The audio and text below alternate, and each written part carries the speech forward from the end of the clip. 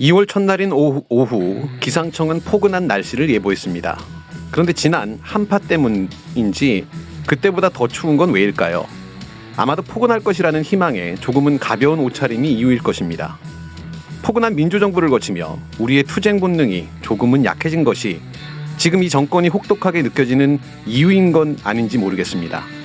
한겨울 추위가 아무리 기승을 부린다고 해도 변함없이 봄이 찾아오듯이 엄혹하기만 하고 답답한 정권이지만 또다시 변함없이 우리의 희망을 담은 민주정부가 찾아올 것이다라고 확신합니다.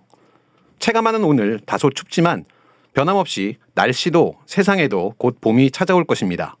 우리 모두 옷깃을 단단히 여미고 정신줄 단단히 붙잡고 유쾌하게 하루하루 연대의 힘으로 버텨봅시다. 저는 안원구TV 수요일 진행을 맡은 열린민주당 대표 김상균입니다.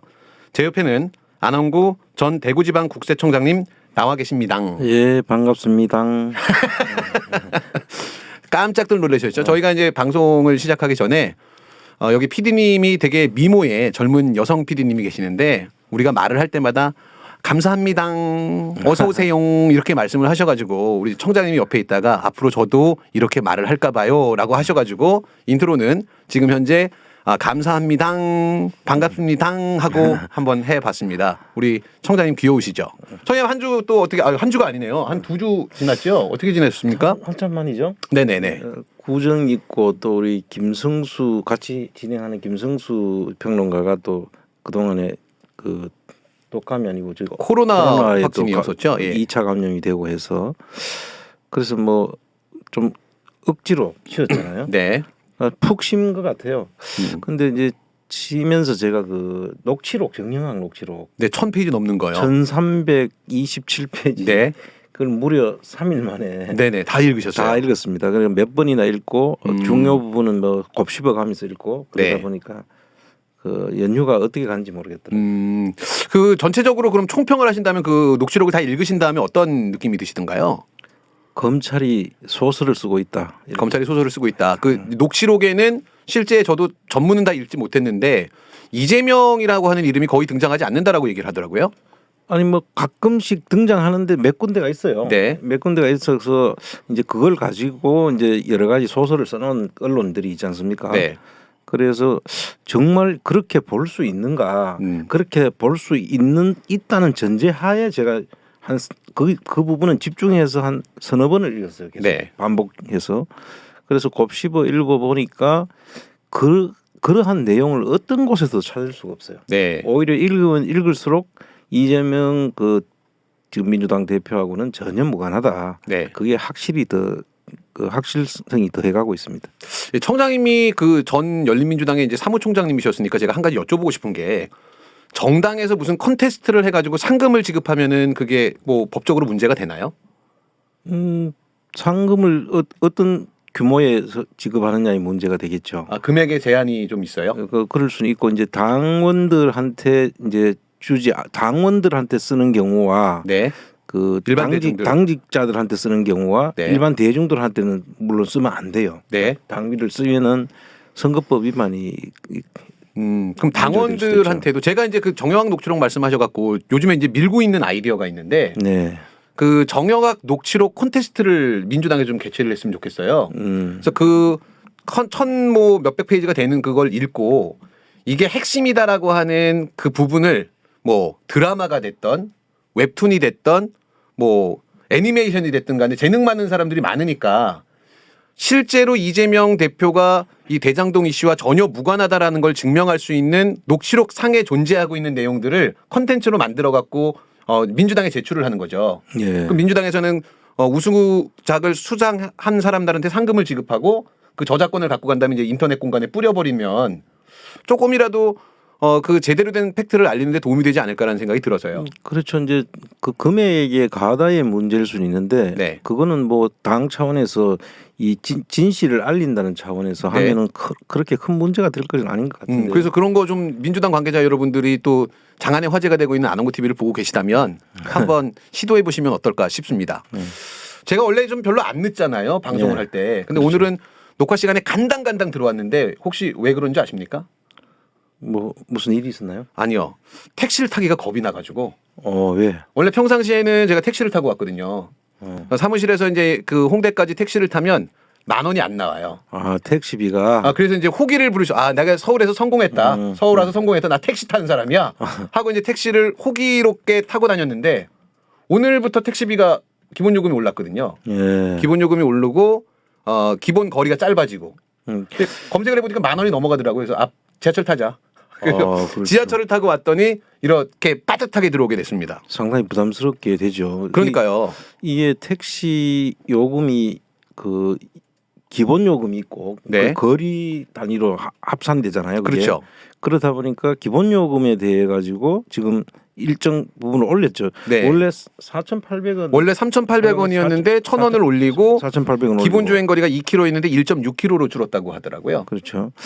저도 뭐 택시를 탈 일은 별로 잘 없어서 네. 지하철을 타거나 버스를 타거나 아니면 제 차를 타거나 네. 그런 경우가 많은데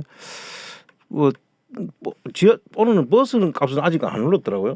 예, 지금 처음에 300원 얘기하다가 400원 얘기를 하면서 조만간에 올린다라고 얘기를 하더라고요. 이제 우리가 다뤘는데 300원, 400원을 놓고 지금 문제 네. 아직까지 결정이 안 됐다고 하고 지하철도 지금 안 올렸는지 지금 제가 올 때는 지금 버스를 타고 지하철을 타고 왔는데 네. 그 금액은 오르진 않았는데 택시비는 이미 올랐군요. 그렇죠, 그렇죠. 네. 택시 오르고 지하철 오르고 버스 오르고 전기 요금 오르고 가스요금 오르고 다 오르는데 월급만 안 오르죠. 참 살기 팍팍합니다, 진짜. 이럴 때일수록 정말 우리 옆에 있는 사람들 좀 빈소리라도 좀 위로하고 연대하는 게 그게 힘이 되지 않을까라는 생각을 좀 해봤습니다. 청장님은 되게 뭐 쾌적하게 따뜻한 방에서 녹취록을 읽으면서 이렇게 주말을 보내시는 동안에 저는 그 현장에 나갔었거든요. 예. 안 그래도 현장에 나갔다가 네. 그 이상한 사람들하고 무슨 실강리가도 있고. 그러니까요. 근데 뭐 어떤 사람들은 폭행을 당했다고도 맞습니다, 하고. 맞습니다. 참 그 이상한 그 광경을 좀 목격을 해서 현장에 이제 서초동에 이재명 대표가 소환 조사를 받을 때 집회 형식의 어떤 뭐 이벤트가 있었는데 이재명 대표가 가는 거를 이제 배웅한다는 그렇죠, 그런 그렇죠. 차원에서 응원을 이제 한다는 차원에서 사람들이 가는 건데 모였는데 주최 측에서 누구는 오고 누구는 오지 말아라라고 하는 그 미리모를 돌렸더라고요. 그게 어떻게 된 거예요? 그게 주최한 데가 어디입니까? 개국본입니까? 주최한 게 개국본이랑 좀 비슷한 뭐 박가리 운동본부라고 하는 단체에서 주최를 했는데 그 주최는 개국본이 아니고. 네네 박가리 운동본부라고 하는 데서 주최를 했는데 뭐 카톡을 돌렸던 게 성수대로 오지 말아라. 아하. 뭐 누구 오지 말아라. 그리고 열린민주당 오지 마라. 이렇게 해갖고 제가 또 곤조가 있어가지고 깃발 들고 갔다가 예. 이지매를 당하는 그런 경우가 있었습니다. 아니 그 사람들은 어떤 사람들이에요 도대체? 그 왜 그 집회에 가서 이재명 대표를 그 응원하러 간 건데 네. 어떤 사람은 응원하면 되고 어떤 사람은 응원할 그 기준이 뭔가요? 정확하게 본인들에게 호의적인 사람이냐 아니냐를 갖고서 구분을 하는 것 같더라고요. 근데 아마 안원구 청장님도 오시면은 환영받지는 못했지 않았을까. 그래요? 예, 그 이제 뭐 개국본 쪽이랑도 연결되어 있는 단체다 보니까 그리고 저희 당원 여자분 한 분 같은 경우에 폭행을 좀 당하셨는데 그 폭행을 한 사람이 그 개국본 모자를 쓰고 있더라고요.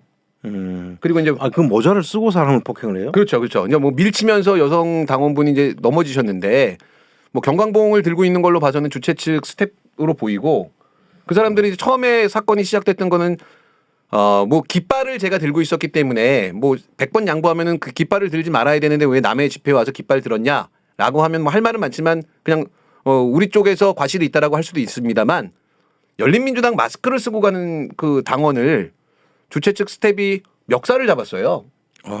참. 오지 말라 그랬는데 왜 왔냐 이런 식으로. 그래서 이게 진보 진영의 그 주체 측에 대한 어떤 독점권을 과연 누가 이렇게 그들에게 부여했나라고 하는 좀 의문이 들더라고요. 지금 저 나가는 화면인가 보죠. 네네네. 지금 근데 저쪽에 지금 이 서 있는 사람들이 그 사람들이 모양이군요. 네네. 뭐 저기 뭐 일부는 이제 피해자도 있을 거고 일부는 가해자도 있을 거로 보이는데 또 예를 들어서 그 부스 설치하는 데 있어서 이 지역은 우리가 맡은 지역이니까 너네는 설치하면 안 된다. 그러면서 그 전날부터 폭행 사건이 좀 있었던 걸로 저는 전해 들었습니다. 예.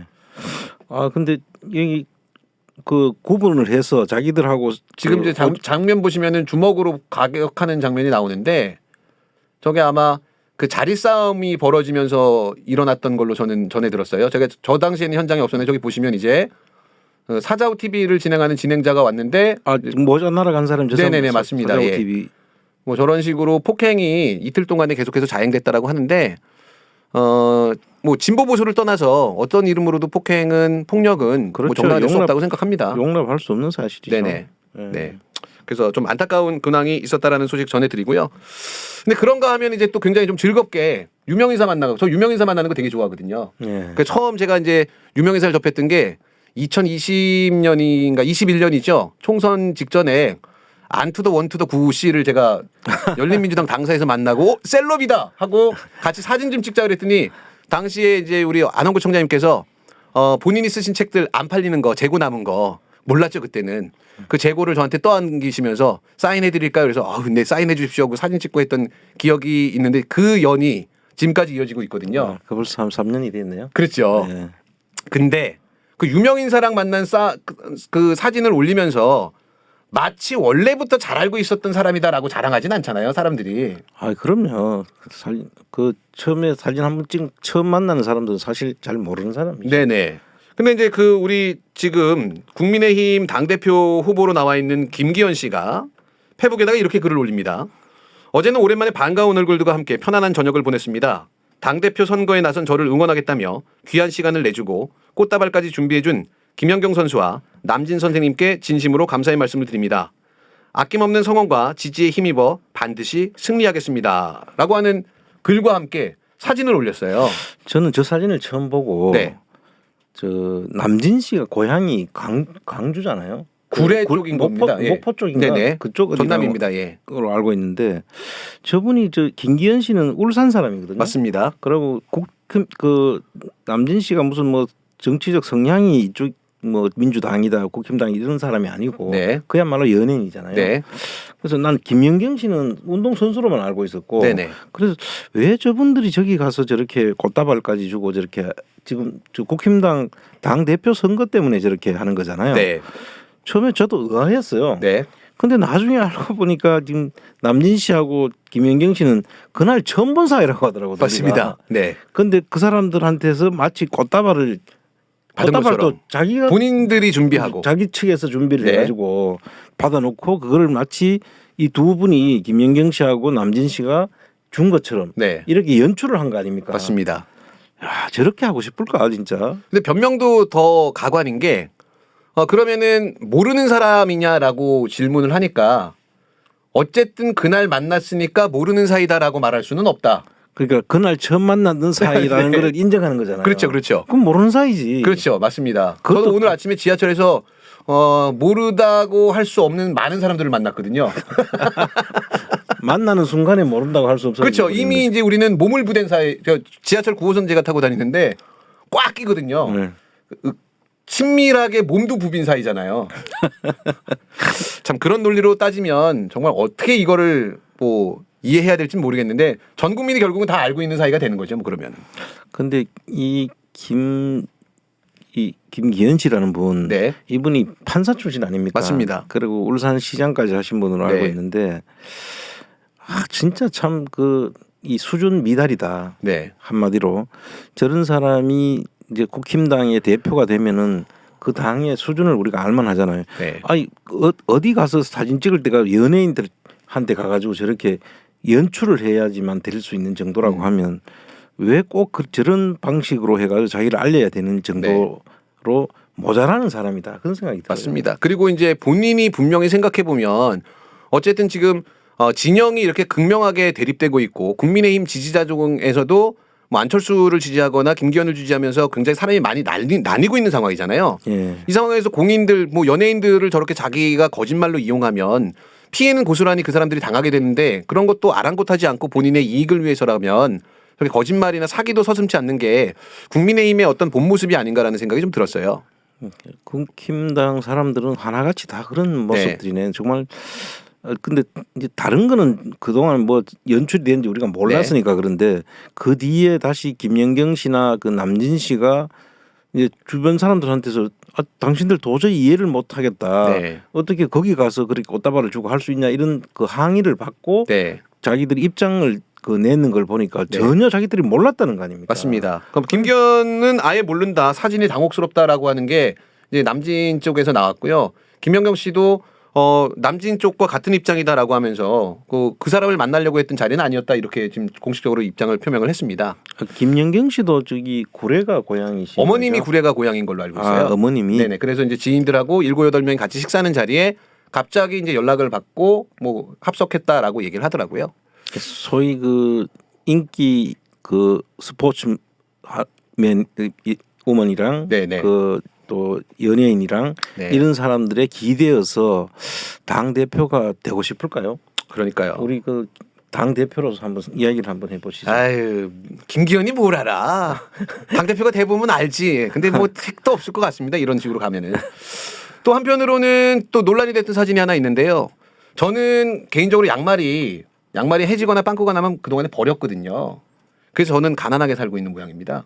그러니까 양말이 시스루 양말이 될 때까지 계속해서 아끼고 또 신고 했었어야 되는데 한편으로는 또 안철수 씨가 연출 논란이 많이 되는 장면을 보여줬어요. 어디 가서 양말을 보여줬는데 양말 밑바닥이 막 해졌거든요. 예. 본인은 이렇게 아껴서 1,500억을 기부했다라고 얘기를 했어요. 저 사람도 많이 변한 것 같아요. 아니 참 처음에는 새정치라고 하고 젊은 사람들한테 네. 그 새정치의 기치를 들고 나왔는데 이제는 해진 양말을 들어가지고 보여줘야 될 만큼. 그러니까요. 근데 양말을 얼마나 아껴야지 1,500억이 모일까? 그러니까 말입니다. 제가 지금 그래서 저 자신을 너무 반성합니다. 그동안에 버렸던 양말을 모았으면 지금 1,500억이 돼 있는 거 아니에요. 그러니까요. 참 정치라고 하는 게 사람을 저렇게 좀 볼품없이 만든다라고 하는 생각이 저는 안철수를 보면 늘 들더라고요. 그러니까 최초에 이분이 정치한다고 나섰을 때 아마 여러 사람들한테 기대감도 주고 네. 얼굴도 보면 상당히 그때는 좀 선한 얼굴이었어요. 네. 근데 얼굴이 지금 완전히 변한 것 같아요. 자세히 그렇죠. 보니까 네. 저도 사실 뭐 본의 아니게 이제 정치한다고 한번 끌려 나갔다가 네. 이제 뭐 정치에는 손을 제가 대지 않겠다고 한 이유가 얼굴이 저렇게 변할까봐 그런 거예요. 귀여움을 유지하고 싶겠다는. 아니 적어도 네. 저런 모습으로 바뀌는 게 내가 그래는 되지 말아야 되겠다. 네. 그런 생각을 한 거죠. 저는 얼굴 말씀하시니까 정치인 중에 얼굴이 정치 이전과 이후에 극단적으로 바뀐 사람은 저는 한성교라고 생각해요. 그 사람도 그렇죠. 한성교는 거의 페인이 된 외모를 보통 보이잖아요. 요즘에는. 그렇죠. 거기는 뭐 술도 영향이 좀 있겠죠. 그렇죠. 근데 공교롭게 다 국민의힘 쪽에 가면 그렇게 되더라고요. 멀리해야 되는 세력이 아닐까 이런 생각을 좀 해봤습니다. 저 지금 자료화면 보시면 저게 어떻게 같은 사람이에요. 이게 뭐 한자같이 보이게 됐네요. 그쵸, 그쵸. 뭐 눈도 사진을 그렇게 충혈되고. 찍어서 그런지 모르겠는데. 아 정말 우리 청장님은 귀여움을 유지하시고 저는 정치를 하면서 변하는 모습을 보여드리도록 하겠습니다. 자, 논란이 됐던 또 이야기를 좀 해보도록 하겠습니다. 저는 주식을 조금 소량 주식을 취미로 하고 있는데 저 같은 소량 주식을 취미로 하고 있는 그 개미들, 흔히 말하는 개미들이 피해를 보는 게 주가 조작이잖아요. 예. 근데 주가 조작은 보통 어떤 메커니즘으로 진행이 되는 거예요? 이제 주가 조작은 그 어떤 주식을 네. 낮을 때 사가지고 주가를 계속 이제 가짜 정보를 흘린다든지 함으로써 이제 그럼 주식이 이거 앞으로 괜찮아질 주식이야 이렇게 소문을 내면서 그러면 올라갈 거 아닙니까? 네네. 그러면 이제 그 올라갔을 때 그 고점에다 팔면은 그 차익을 거둬들일 수 있는데 그게 할 수 있는 조건이 네. 일단은 그 주식 숫자가 그렇게 많으면 안 돼요. 아, 그 회사의 주식이 회사 주식이 네. 전체가 소량 주식인 회사. 그러니까 삼성전자 이런 건 주가 조작을 할 수가 없는 거예요. 그렇죠. 워낙 돈이 많이 들어야 네. 주식을 살 수가 있기 때문에 할 수가 없는데 이제 조그마한 주식 예를 들면 도이치모터스 같은 저런 주식은 네. 시가총액이 얼마 안 된단 말이죠. 뭐 그런 주식들은 그러고 또 대주주가 주식을 많이 가지고 있어 버리면 장내에 주식이 많이 팔리거나 이동되면은 걷어들이는데 돈이 많이 들잖아요. 아, 그렇죠, 그렇죠. 그러니까 올리거나 낮출 때 그 작은 주식이라야지 올리거나 낮출 수가 있는 거예요. 아, 그 흔히 말하는 장롱 주식이 많은 그렇죠. 주식이라야지 가능하겠네요. 네. 근데 그런 부분이 있어야 되고 그다음에 이제 하나는 이 주가를 올리는 것을 이 메커니즘을 잘 아는 선수가 있어야 돼요. 네. 그걸 기획해서 네. 언제 사고 언제 팔고 어떤 방식으로 그렇죠, 사고 그렇죠. 팔면서 그 시점마다 이 시점에 주가를 올리려고 하면 어떤 방식을 써야 된다라는 걸 아는 기획자가 하나 있어야 네. 되는 거죠. 그 다음에는 이제 자금이 있어야 돼요. 전주가 있어야 되겠네. 네. 전주가 있어야 되죠. 그 다음에 이제 또 하나는 그 전에는 지금 증권 회사에서 그걸 그 대신 사주고 파는 그 증권 회사 직원들하고도 어떤 방식으로든지 짜야 돼요. 네. 그렇게 하고 그 다음에 언론사 기자들이 참여하는 경우가 있어요 가끔. 네. 기자들한테 기사를 써줘야 되니까. 기사들한테 이 주식 앞으로 이렇게 좋은 그 회사로 바뀔 거니까 사놓으면은 올라갈 거야라고 할 때 그 기사를 써주면은 모르는 사람들은 그 기사를 보고 그걸 사게 되는 거죠. 네. 그래서 경제신문 기사를 여러분들이 조심해서 잘 봐야 된다라고 하는 이유가 거기에 있는 거죠. 네.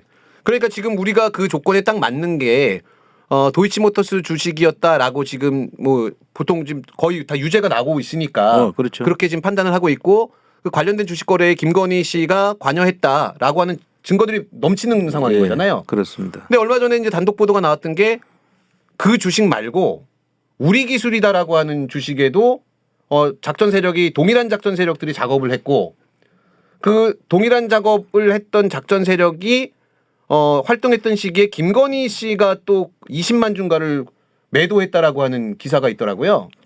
이제 뉴스타파에서 그 부분을 이제 보도를 하고 네. 또 김의겸 의원이 그 보도를 근거로 해서 또 의혹 제기를 하는 그 논평을 냈죠. 네네. 그거를 했더니 대통령실에서 또 김의겸 의원을 고소를 했어요. 그럼 김의겸 고소가 아니고 의원 고발을 고발이죠, 했어. 고발. 예. 네. 김의겸 의원 입장에서는 떡상하는 기회 아닌가요? 저는 나쁘지 않다고 봐요. 네. 왜냐하면 근데 뭐 어떻게든 고발당하면은 뭐 네. 편하지는 않죠. 그냥 경찰서 왔다 가야 되고 뭐 하니까 귀찮긴 하나 제가 볼 때는 이 고발을 하는 게 이제 명예훼손으로 이제 고발을 했단 말이죠. 네. 그 명예훼손이라는 것은 사실이 아닌데 사실과 다른 사실로 공표를 해서 자기 그 김건희 씨 명예를 훼손했다. 네. 이런 내용인데 우리 기술이라는 그 회사가 원자력 뭐 제어 예측 관련된 그런 회사 모양이에요. 근데 그 회사가 상당히 어려운데 그 어려운 데서 그걸 작전주로 썼다. 네. 그 지금 그런 정황이 판결문에 네. 있다는 이야기고. 네. 근데 그 판결문에 있는 내용 자체가 이쪽에서 우리 기술주가 그 자체로서 주가 조작을 했다고 볼 수 없다. 이런 주장이 서로 맞서고 있는 거예요. 네네. 그러니까 지금 이제 대통령실에서는 김건희 씨가 주식을 산 거를 부인하지는 못하고 있는 상황인 거죠. 산 건데 주가 조작은 아니다. 이렇게 얘기하고 있는 상황 아닌가요? 20만 몇 주가 이제 팔렸던 기록이 있으니까 네. 안 샀으면 팔 수가 없겠죠. 맞죠. 일단 사서 팔았다라는 것까지는 지금 그 명백한데 네. 이 우리 기술이라는 회사의 주식이 주가 조작단들에 의해서 주가 조작이 된 게 아니다라고 이야기하는 것이고. 네. 근데 이제 명백하게 보면은 이제 우리가 아까 말씀드렸듯이 주가 조작이라는 것은 아까 그런 조건을 갖추고도 네. 이제 통정 매매라고 보통 하죠. 이제 네. 짜고 치는 고스톱이죠. 네. 내가 이렇게 팔 테니까 이렇게 올라갈 때 당신이 그걸 받아줘. 네. 그러면은 받는 사람은 비싸게 사는 거잖아요. 실제 가격은 그렇죠. 조금 더 높여 갖고 던지면 그 높인 가격을 받아달라고 하는 받아줘야 거죠. 시장 가격이 형성이 되잖아요. 그렇죠. 그러면서 이제 그런 방식으로 하면서 비싼 가격으로 사주는 사람이 있어야지 가격을 올릴 수가 있고 네. 또 가격을 쭉 내려놔야 사면은 낮은 가격으로 살 수가 있잖아요. 네. 이제 그런 방식으로 주가를 올리는데 그걸 통정매매라 그럽니다. 네. 서로 짜고 거래하는 걸 보고 통정매매라고 얘기하는 거죠. 우리 소위 말하는 짜고 치는 고수도 네, 뭐 네. 이렇게 이야기하잖아요. 미리 상대방이 뭐를 어떻게 할지를 알고 상대방하고 서로 그 미리 알고 사고 파는 거죠. 네, 네. 그걸 통정매매라고 하는데 그런 방식으로 해서 주가를 올려서 그 내용을 모르는 개미들이 막 달려 들어가지고 높은 가격에 사면은 그때 내가 싸게 샀던 주식들을 팔아서 그 차익을 취하는 게 이제 주가 조작의 형태인데 네. 우리 기술이라고 하는 것은 판결문에는 주가 조작이라는 그 주가 조작 세력이 했다라는 그런 표현들이 몇 군데 나와요. 네. 그러니까 뉴스타파에서 보도한 것이나 김의겸 의원이 인용한 것이 틀린 이야기는 아닌 것으로 보입니다. 네. 일단 그러니까 혐의가 있으니까 수사해라는 이야기를 할 수 있다고 봐요. 그렇죠. 그런데 이제 실질적으로 지금 현재는 수사가 안 된 상태 아닙니까? 네. 그 수사가 안 된 상태다 보니까 수사 기록이 있는 건 아니란 말이죠. 판결문에만 그 기록이 나와 있으니까 그러니까 수사된 것이 아니라고 하는 청와대 그 대통령실에서는 그렇게 주장을 하지만 이걸 가지고 고발까지 해서 네. 이거를 세간에 이제 사람들한테 알리게 되고 네. 김의겸 의원이 이런 이야기들을 주장하는 사람이다라는 것을 만천하에 알리게 되는 계기가 있기 때문에 네. 김의겸 의원한테는 좋은 기회다. 그렇죠. 그러니까 저는 김의겸 의원님이 우리 한동훈 패러디를 한번 좀 했으면 좋겠어요. 왜 수사를 안 하냐? 나는 재판을 받을 테니 그러면 나는 의원직을 걸겠다. 너님은 뭘 걸 거냐? 이렇게 한번 딱 더 패러디 해갖고 던지면 좀 회자가 되면서 더 빵 뜨지 않을까라는 생각이 드는데 너무 좀 희화화하는지는 모르겠습니다만 김의겸 의원님 입장에서는 좀 뒤로 빠질 이유가 없는 상황인 거잖아요. 정황을 전체적으로 보면. 그럼요. 제가 김의겸 의원이라 하더라도 지금은 뭐 충분히 할 만한 이야기를 했고 네. 그걸 함으로써 정치적 이익은 충분히 있다 저는 생각을 합니다. 네네. 근데 참 공교롭게 지금 이야기하는 우리 기술하고 또 김건희 씨가 최은순이랑 같이 우리 기술을 매도했다라고 하는 그 목록이 재판 중에서 검사에 의해서 나온 거잖아요. 그렇죠. 근데 왜 저번 몇 주 전에 성남하고 방송할 때 분명히 이 정도로 검찰의 명예를 떨어뜨리고 폭주하게 되면 검찰 내부에서도 제대로 된 정신을 갖고 있는 검사가 분명히 뭔가 기록을 위해서라도 뭘 남길 거다라는 이야기를 총장님이 하셨었잖아요. 예, 그렇게 하고 저렇게 재판장에서 그러니까 공판장에서 그런 이야기를 할 수 있는 정도면은 기계가 있는 네. 그런 검사의 전형을 우리가 보는 것이다. 네. 그런 말씀을 드린 적이 있고 목숨을 내놓고 하는 일일 수도 있다라는 제가 평가까지 했었죠. 네네. 그런데 그게 이제 공무원들한테 목숨이라는 것은 인사거든요. 네. 근데 그 인사를 했더라고요 또. 네. 보니까. 그래서 지금 저희가 처음에 이 기사가 나왔을 때는 진보 진영 측에서는 그런 생각들을 했었어요. 아마 검사가 실수를 해갖고 그 실수한 게 법조 출입 기자들한테 발각된 게 아닌가라고 처음에는 좀 조롱을 했었는데 지금 와서 보니까 분명히 본인은 이 재판을 담당하는 검사로서 본인은 잘못한 거 없다라고 하는 기록을 좀 남기려고 했었던 것 같거든요. 그렇죠. 근데 또 이 검사가 당시 그 재판 중에 도이치모터스 주식을 이 작전 세력이 8만 개를 때려주삼 했을 때 7초 후에 김건희 씨가 그거를 전화해 갖고 뭐 받았다, 뭐 팔았다, 뭐 이런 기록도 남겨놨던 동일한 검사인 거잖아요. 그렇죠. 검사가 이제 두 사람이 이 주가 조작에는 나오는데 두 사람이다. 한 사람은 인천지검, 한 사람은 천안지검으로 네. 자천이 이제 됐는데 자기들은 자천이 아니라고 하죠. 네. 자천이 아니라고 하고 그 중에 한 사람은 또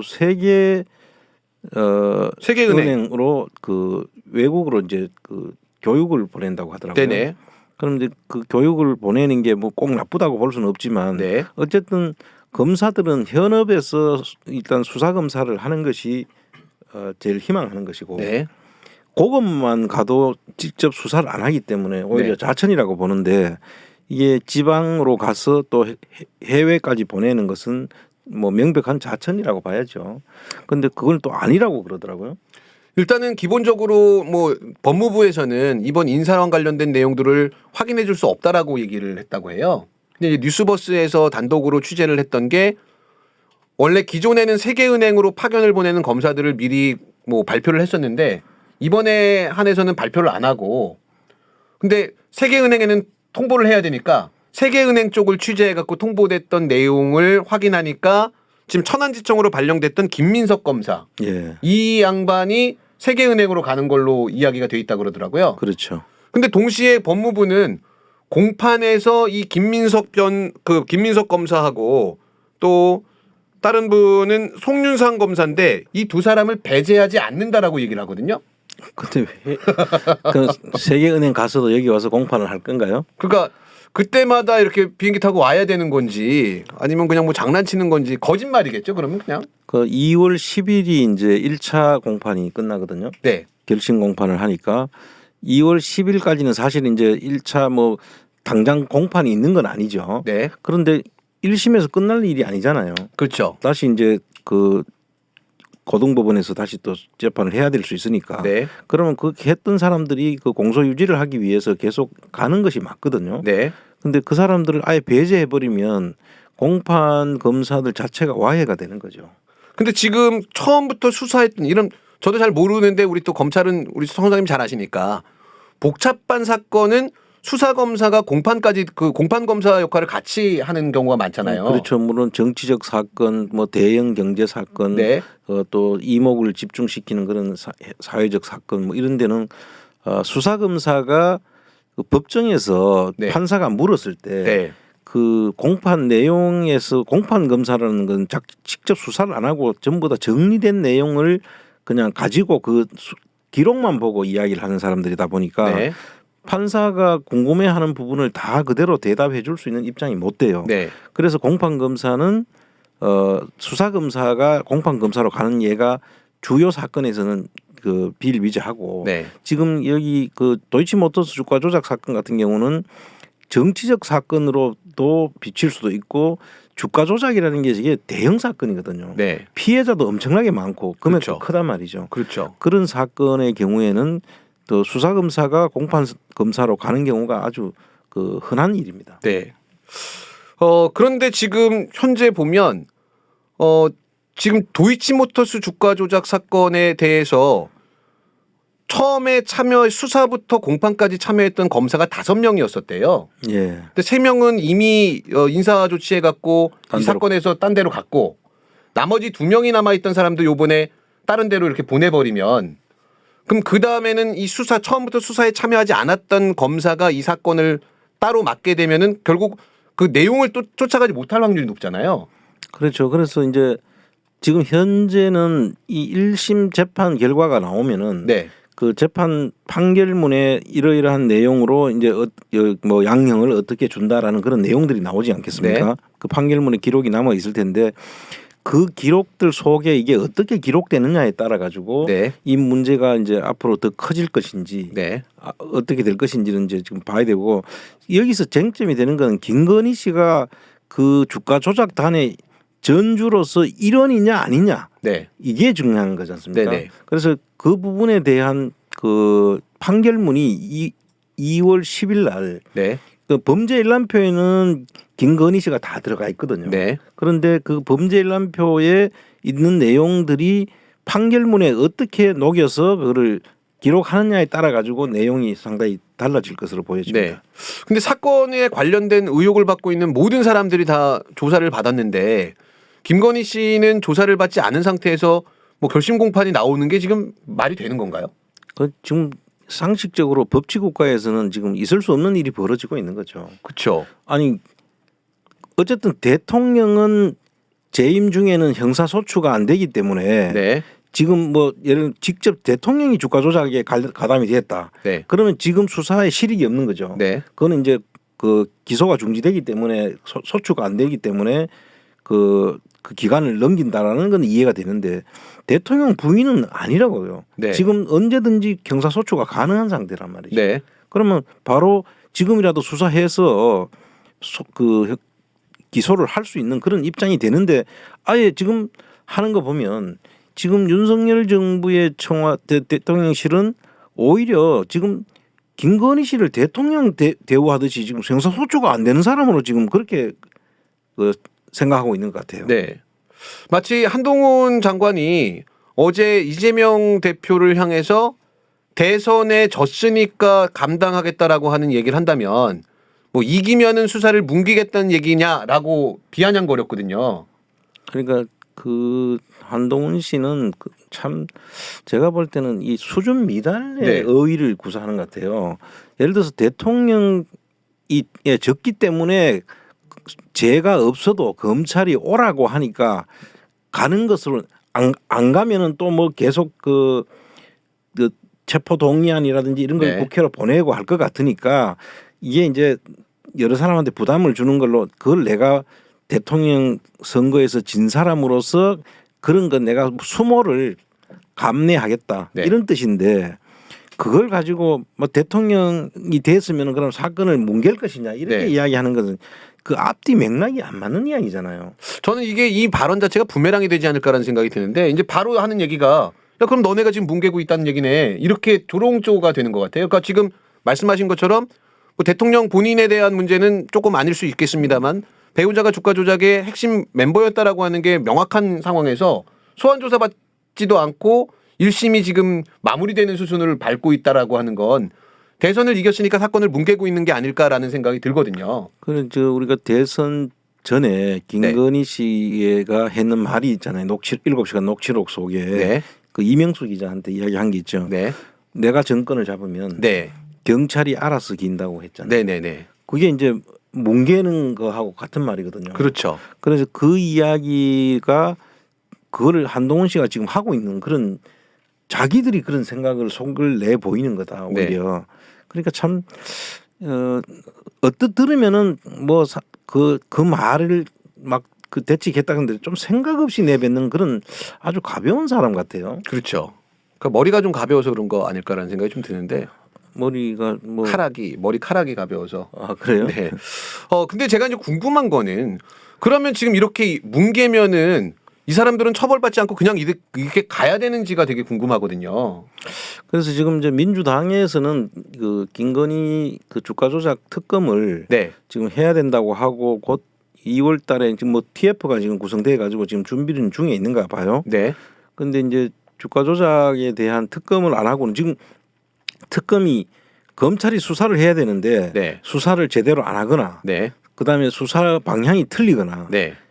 완전히 그 국민적 그 의혹은 있는데도 불구하고 정권을 지금 잡았다고 해서 안 한다든지 이럴 때 할 수 있는 건 특검밖에 없거든요. 그렇죠. 그래서 특검을 준비하고 있다고 하는데 네. 그게 이제 2월 달이 지나고 나서 하겠다는데 저는 이게 언제부터 나온 이야기입니까? 특검이라는 그렇죠. 게 벌써 됐고 이제 특검을 하기 위해서는 법사위 통과가 이제 문제가 되는데 네. 법사위 통과 과정에서 지금 조정훈 의원이 이제 그 캐스팅 보트를 지고 있는 것처럼 지금 돼버렸잖아요. 네, 네, 네. 여야의 그 동수를 맞추는 과정에서. 네. 그런데 그 조정훈 씨는 그 당시에 더불어시민당 출신의 비례대표 의원이었잖아요. 맞습니다. 그런데 그 사람이 그 더불어시민당을 해체하고 난 다음에 별도로 남아가지고 지금 자기 당을 하나 만들었죠. 별도로. 네네. 그 1인 정당이 돼 있는 거잖아요. 네. 1인 국회의원이 한 사람 있는. 네. 거기서 지금 저렇게 몽리를 부리고 있어서 국민들한테 상당히 좀 그 우리 이 특검이 필요하다고 하는 사람들은 조정훈한테 상당히 좀 압박을 해야 될 거 아닌가. 네. 그러지 않고는 지금 그 쉽지는 않은 것 같고 패스트 트랙으로 가야 되니까요. 네. 어쨌든 그렇든 저렇든 간에 이걸 빨리 시도를 해야 된다. 네. 지금 시간을 끌 필요가 없다고 봐요. 그렇죠. 조정훈 씨 같은 경우에는 처음엔 그렇지 않았는데 최근에 들어서 좀 이상한 얘기들을 많이 하고 제가 이제 가장 이해할 수 없었던 게 김건희를 문재인 정부 당시에 탈탈 털었는데 아무것도 나오지 않았다라고 하는 이야기를 했더라고요. 그러니까요. 무슨 소환 조사 한 번 못했는데 뭘 어떻게 탈탈 털었다라고 얘기하는지도 좀 모르겠고. 옷은 털었는지 모르죠. 그렇죠. 근데 이제 또 요즘에는 그래도 민주당이 좀 기대를 할 수 있을 듯해 보이는 게 철험의 의원들이 이제 농성에 돌입한다라고 얘기하더라고요. 그 김건희 특검을 도입해라라고 하면서 밤샘 농성을 한다라고 하는데 국회의원들 뭐 한 40여 명이 이렇게 농성하는 게 좀 압력으로 작용할 수가 있을까요? 이제 국회의원들 그 압력으로 작용할 수 있죠. 네네. 충분히 있고 그처럼에는 대부분은 법조인들이잖아요. 네. 법조인들이 이제 그렇게 하면 하고 그다음 또 그 국회의원들뿐만 아니라 네.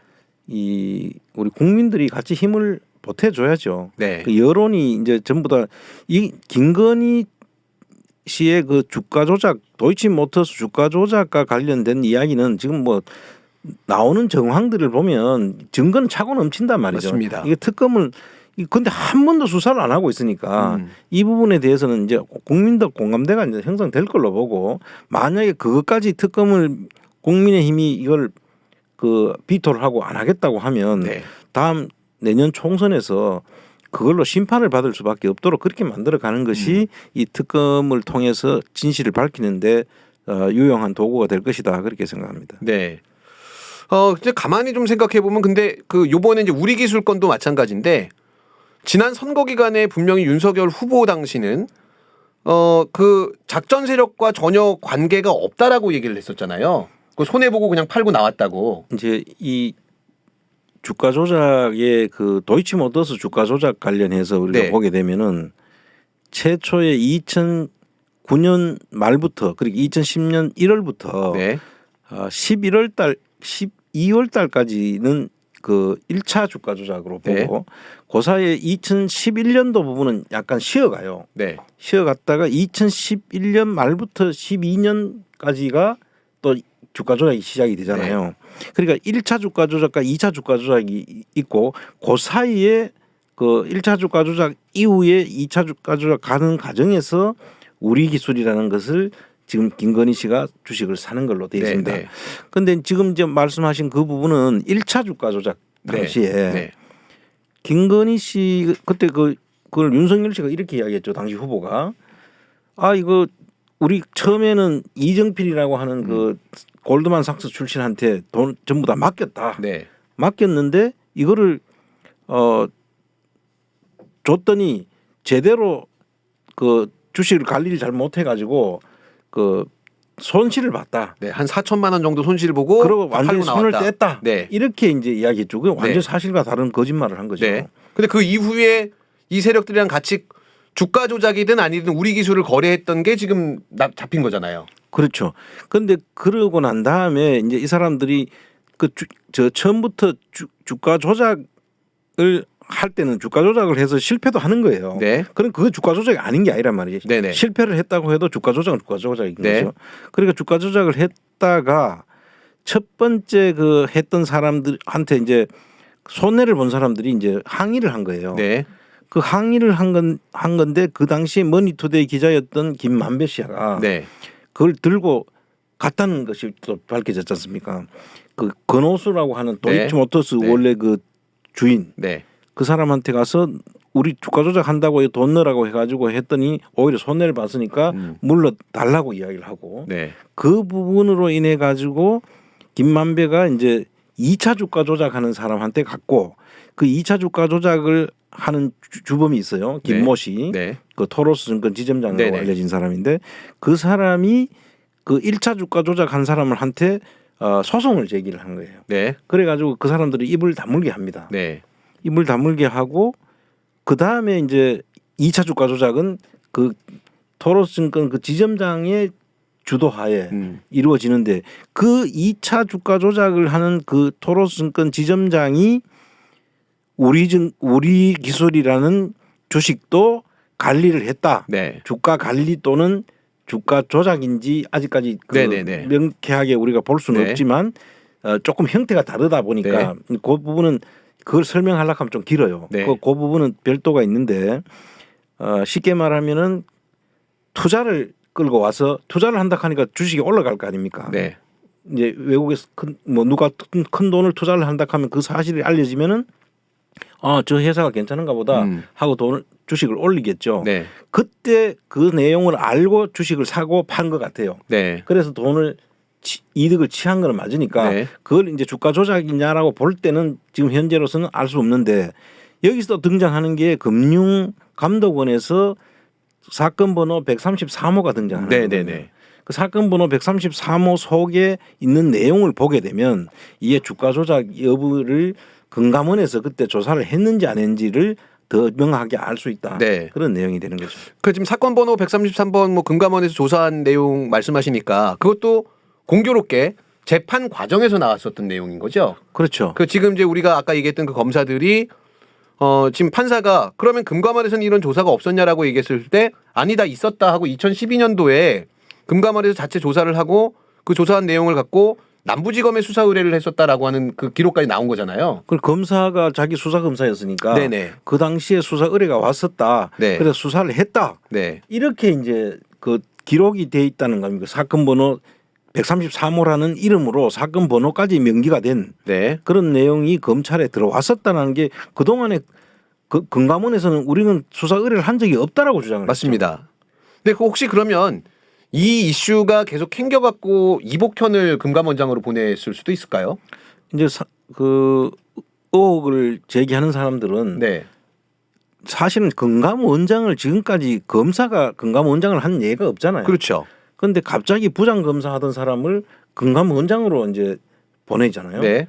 근데 그 알려지기로는 윤석열 사단의 이제 그 윤석열 씨의 그 신복으로 알려져 있거든요. 네네. 그러니까 그 당시에 이제 이 사람이 이제 그 가지고 있는 게 다른 사람보다 다른 게 그 기록이 뭐냐면은 회계사예요.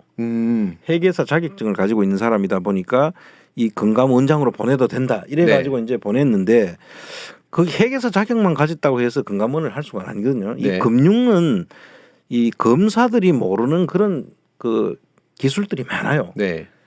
앞으로 이제 이제 심층 그 안홍구의 일타 강사라는 그런 프로로 이제 앞으로 나가게 되면 네. 이런 부분들을 이제 거기서 좀 풀 텐데 이 사실 이런 이야기를 우리가 여기서 다 하게 되면 이걸 듣는 사람들 입장에서 지금 정리가 안 될 수도 못 따라올 수도 네. 있어요. 그래서 지금 말씀드리자면 금감원에서는 별별 희한한 짓을 다 하는 거예요. 근데 우리가 알기로는 금융감독원이라고 하면은 금융기관의 범죄나 이런 행위들을 잡아서 단죄를 하는 이런 걸로 알고 있는데 사실은 금융감독원이 정말 들어가 보면 그 범죄 행위를 어떻게 하면 덮을까에 초점을 맞추고 있다는 거. 네. 완전 반대의 일을 너무 많이 하고 있는 거거든요. 그래서 그런 이야기들을 좀 사회 고발을 해야 된다 저는 네. 생각을 합니다. 그냥 뭐 일단 유기적으로 이 사건을 덮으려고 다 이제 얽혀 있는 것 같은데 뭐 또 하나만 하는 소리가 될 수 있는데 근데 언론이 너무 조용한 게 저는 너무 뭐라 그럴까 너무 이해가 안 되거든요. 이 지금 관련된 내용들이 유튜버들이 유튜브에서만 떠들 게 아니라 실제로 메이저 언론에서 받아쓰고 계속해서 해주면은 훨씬 더 큰 폭발을 갖고서 문제를 바로잡을 수 있을 텐데 언론이 조용한 건 아무래도 처음부터 정권에서 언론을 길들이기를 해서 그렇겠죠. 이제 그런 측면이 있고요. 지금 네. 도이치모터스 사건에 국한해서 이야기하자면 지금 언론에서 메이저 언론에서 지금 보고 있습니다. 보고 있고 네. 제가 그 내용을 좀 알고 있고요. 네. 그 도이치모터스 사건의 이제 핵심 내용하고 이 전체 흐름을 좌지우지하는 사람이 아까 그 김모 씨라는 사람이에요. 네. 네. 그 김모 씨가 지금 중심이 돼서 토로스 증권의 그 사람이 입이 상당히 중요하게 돼 있다. 네. 그래서 앞으로 이제 그런 부분들이 일단 중요한 포인트를 말씀드리자면 2월 10일 날 나오는 그 판결문 네. 그 1차 공판 1심이죠. 1심 네. 결과하고 그다음에 그 결과에 따라서 토로스 증권의 그 김모 씨 네. 이 사람들이 앞으로 어떻게 정리가 되느냐, 예를 들면 양형이나 관련 여부가 어떻게 정리되느냐에 따라서 이 사건이 파장은 훨씬 더 커질 수도 있고 네. 또 어떤 의미에서는 또 덮여질 수도 있는 그런 상황이 될 수 있기 때문에 예의주시하고 있고요. 저도 이 부분에 대해서는 지금 깊이 그 내용들을 지금 들여다보고 있습니다. 네. 그 말씀 듣다 보니까 혹시 2월 10일 날 있을 1심에서 전원 다 무죄가 나오면 그 수사 검사 공판 검사가 바뀌었다라고 하면 만약에 항소를 포기해 버리면 그대로 이제 다 덮여 버리는 거 아닌가요? 그럴 수 있는데요. 네. 지금 이제 1심 공판 결과가 지금 현재 제가 그 공판 내용으로 지금 듣고 있는 거로는 네. 그 14명이 지금 기소가 돼 있거든요. 네. 근데 그 중에서 상당 부분이 일부는 자백을 하고 했다는 거예요. 아, 본인들이요. 그 재판 과정에서 네. 시인을 한 거야. 네네. 그렇기 때문에 이게 같은 사건에 있어서 누구는 부인을 하고 누구는 시인을 했다고 하면 같은 사건인데 네. 시인했는 사람이 있는데 부인한다고 해서 그게 덮여지겠습니까? 그래서 제가 볼 때는 이거는 분명히 유죄가 나온다. 네. 거의 100% 유죄가 될 가능성이 높고 그렇게 되는 이상은 이게 그냥 쉽게 그냥 흐지부지 될 수 있는 사건이 아니다는 거죠. 네. 그 또 하나 이제 오늘 말씀 듣다가 제가 갖게 된 의문이 만약에 우리 기술이 이 작전 세력들이 본인들의 알리바이를 만들기 위해서 손해본 거래를 했었을 가능성은 없을까요? 지금 이제 우리 기술에서 지금 현재 숨어 있는 이야기를 오늘 너무 깊이 들어가는데 네. 어떤냐 하면은 우리 기술에서 지금 문제가 된 것이 이제 BW 부분이에요. 네. BW는 이제 신주 인수권부 사채고 그 W 본드하고 W는 이제 그 워런티 부분이거든요. 네. 그 워런티 부분을 가지고 CW 부분은 CB 부분은 주식을 사채를 주식으로 바꾸는 네. 전환 사채라는 네. 이름으로 가는 건데 그 전환 사채와 BW의 워런트를 가지고 금융 장난을 칠 수가 있는 거예요. 네. 근데 그런 장난을 쳤는 거를 주가 조작하고 어떻게 연계됐느냐를 밝히는 네. 거거든요. 네. 그래서 그 너무 깊이 들어가면은 오히려 이거 듣는 분들이 네네네. 재미가 없어질 것 네. 같으니까 제가 이제 그냥 뭐 일반인의 입장에서는 어떤 생각이 들었었냐면 어쨌든 선수들을 모아놨으니까 여러 주식들을 갖고서 거래를 해야 될 거 아니에요. 한두 개가 아니라. 예. 그러면서 이게 마치 정상 거래였던 것처럼 도이치모터스는 우리가 운이 좋아갖고 이익을 받고 또 다른 그 동일한 계좌에서 다른 것들을 거래한 거는 손해가 났다라고 하면 마치 이게 정상적으로 특정 주식에서는 이익을 보고 특정 주식에서는 손해를 봤다라고 하는 그 알리바이를 만들어서 주가 조작의 의혹에서 벗어나려고 했던 게 아닐까. 왜냐하면 대통령실이 너무 당당하게 나오니까. 아니 그렇지는 않고요. 그렇지 않습니까? 네. 우리 기술에서도 지금 김건희 씨가 20만 주를 팔아가지고 네. 거기서도 그 이익을 본 것으로 지금 그러니까 추정하는 거 매입 기간이 언젠지를 모르니까. 예. 그런데 그 당시에 팔았다고 하면 네. 그 이익을 본 것으로 볼 수 네. 있는 거예요. 그러니까 이제 오르가는 시점에 팔았기 때문에 네네네네. 이건 손해를 볼 수 없었다고 보는 거고 그 다음에 이제 그 실질적으로 최초의 우리 1차 그 도이치모터스 1차 주가 조작이 있고 2차 주가 조작이 있다고 하잖아요. 네. 1차 주가 조작에서는 사실상 손해는 안 봤지만 큰 돈을 못 버는 걸로 보여져요. 네. 그런데 그 중에 그 서로 사고 파는 과정에서 사인이 안 맞아가지고 네. 그 팔았던 사람 또는 샀던 사람들이 손해를 보는 그런 경우가 있었기 때문에 그것 때문에 아까 그 컴플레인을 하면서 네네네. 건호수 씨한테 돈을 달라고 했던 사안이거든요. 네. 근데 그 부분이 있는가 하면 2차 주가 조작에서는 그 그래프를 보시면 나오지만은 그 치고 올라가는 게 그 엄청나게 올라갑니다. 그래서 그 시점을 매도 타이밍을 언제 잡았냐에 따라가 달라지겠지만 그때는 상당한 수익을 거뒀을 것으로 네. 이제 짐작해 볼 수 있습니다. 예. 오늘 이제 뭐 어쨌든 간에 김건희 씨가 대통령처럼 움직이고 있다라는 거는 우리가 늘 얘기하고 있는데 제가 이제 청장님 말씀하시는 동안에 시간이 조금 남는 것 같아서 오늘 화제가 된 기사가 뭐가 있을까라고 검색을 좀 해봤더니 김건희 씨가 대통령실 행정관 30명을 관저로 불러갖고 오찬을 했대요. 오늘. 아 그래요? 아 이거 우리 청장님 같은 경우에는 청와대에서도 근무하신 두 정부를 예. 같이 근무를 하셨으니까 제가 당황해갖고 영부인이 행정관 30명을 불러갖고 밥을 먹는 이런 그림이 가능한 그림인가요? 처음 들어보는 이야기고요.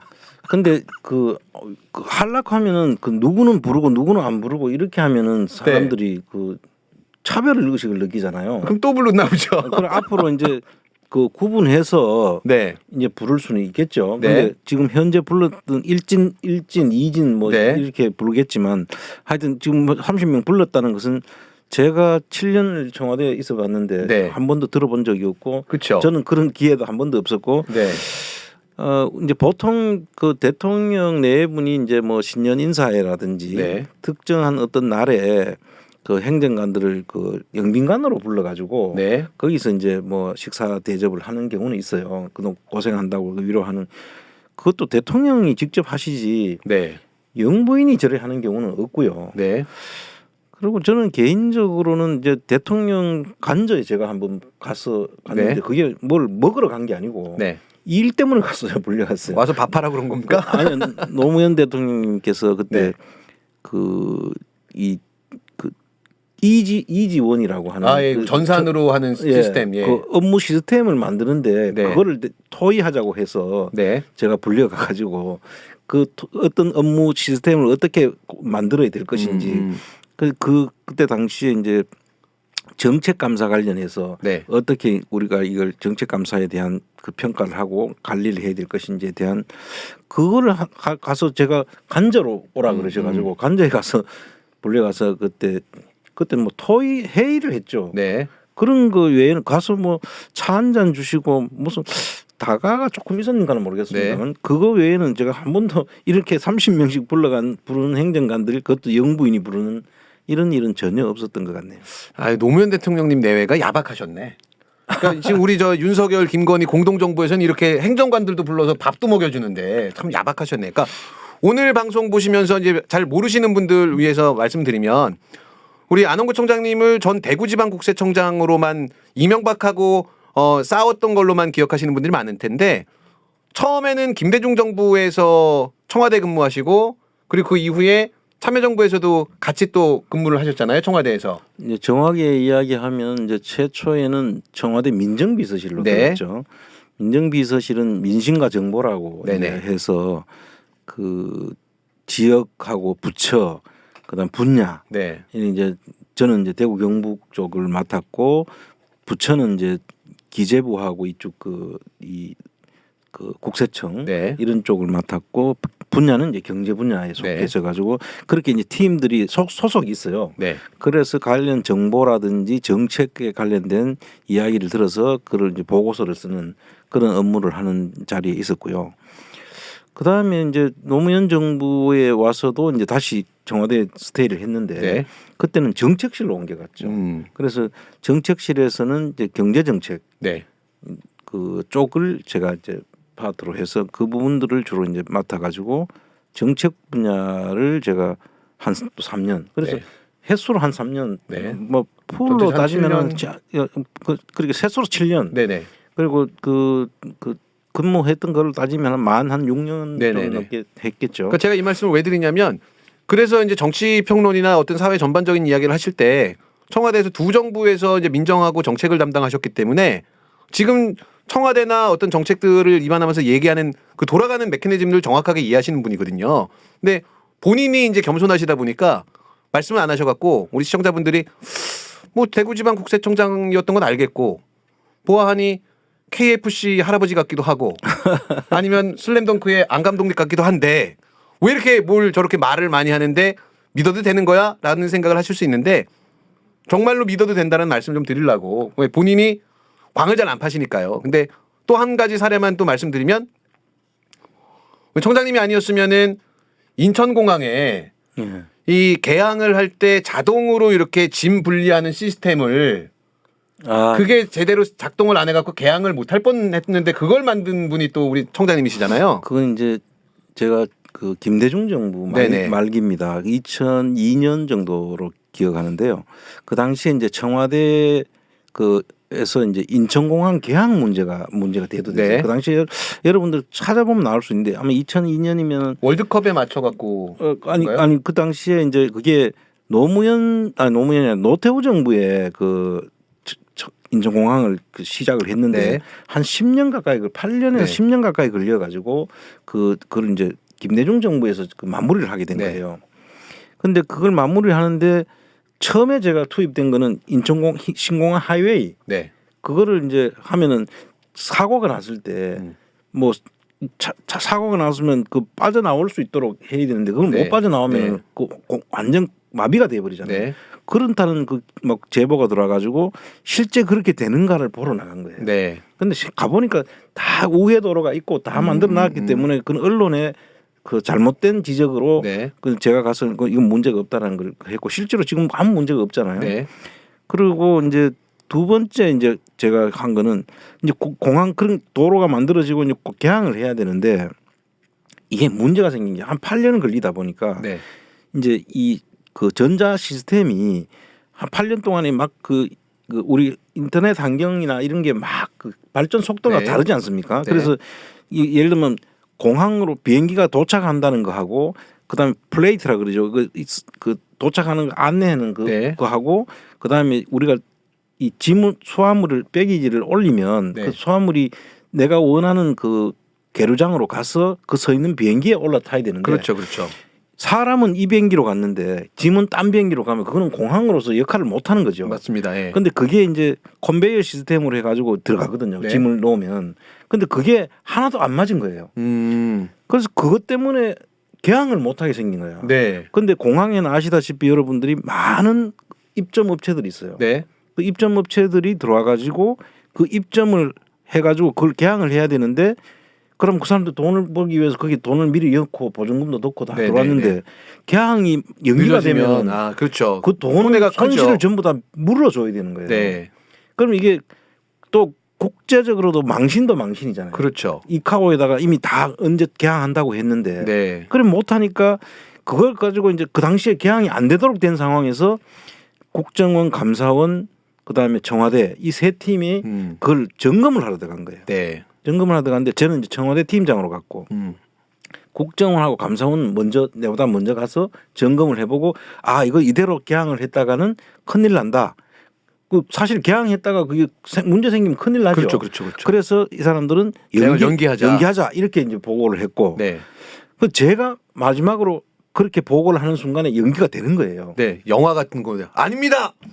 개항할 수 있습니다. 막 이렇게 얘기해갖고 진행을 하신 근데 겁니까? 그렇게 개항할 수 있습니다라고 할 수 있는 거를 내가 확신이 없는데 할 수는 없잖아요. 네네.